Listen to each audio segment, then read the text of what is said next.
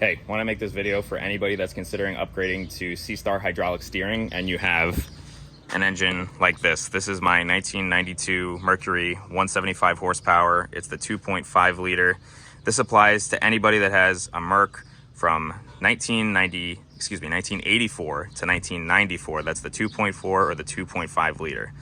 According to the manual for Seastar hydraulic steerings, it should fit, but this is not bolt-on. I just got off the phone with a service technician, and he said, oh, I have a note here that says, may require extensive modification to the cowling in order to fit, and that applies to this engine. So if you have something like this, it is not gonna fit without a ton of more work that you are not signed up for.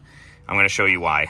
This is just kind of jammed in there. It's not bolted on because it doesn't fit, but I'm gonna show you why it doesn't. Also, just to verify for yourself, that's the part number, HC5345-3. That's for engines rated up to 300 horsepower. So here's the steering cylinder. It connects to this bracket, goes through the tilt tube.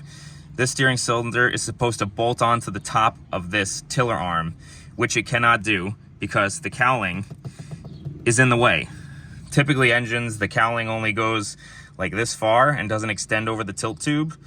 So, but with this one it does, so there's no clearance. If I were to bolt this on top of that tiller arm like it's supposed to be, I would need to cut out the bottom of my cowling in order for there to be clearance for this cylinder.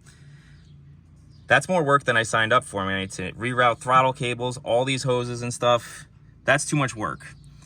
Additionally, where it would bolt onto the tiller arm, you can see that there's a bolt there, a pre-existing bolt. That is for the original rack steering. That's where that connected.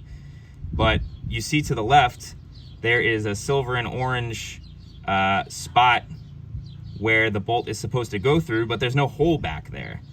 So you would need to dismantle this engine even more, make a hole, tap threads in. That is way too much work.